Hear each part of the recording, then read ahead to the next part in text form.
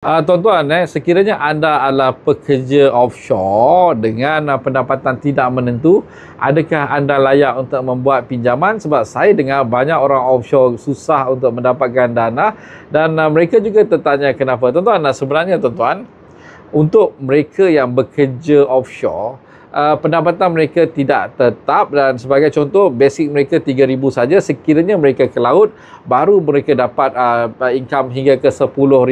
Dan di MyLoan, saya nak awak tahu yang anda punya income dikira purata. Tuan-tuan, ambillah pendapatan anda setahun itu sebagai contoh 3,000, 3,000, 10,000, 10,000, 10,000, 3,000, 3,000. Awak puratakan semua bahagi dengan 12 dan itu adalah actual income anda yang dikira dan anda boleh buat komitmen sehingga ke 60% daripada pendapatan anda. Sebagai contoh, dengan anda dapat purata pendapatan anda 5,000 dan anda boleh buat komitmen sehingga ke RM3,000 sebulan, tuan-tuan. Dan harus diingat, antara pekerja yang dianggap sebagai peminjam berisiko adalah pekerja dalam industri oil and gas. Memang betul ada kesukaran, tetapi masih ada lagi boleh untuk kami bantu mendapatkan dana daripada bank dan koperasi ataupun agensi kerajaan, tuan-tuan. Tetapi untuk kes anda mungkin daripada bank saja yang boleh kami dapatkan. Apapun, dapatkan laporan pelapor kredit anda melalui myloan.my untuk kami bantu anda mendapatkan dana ataupun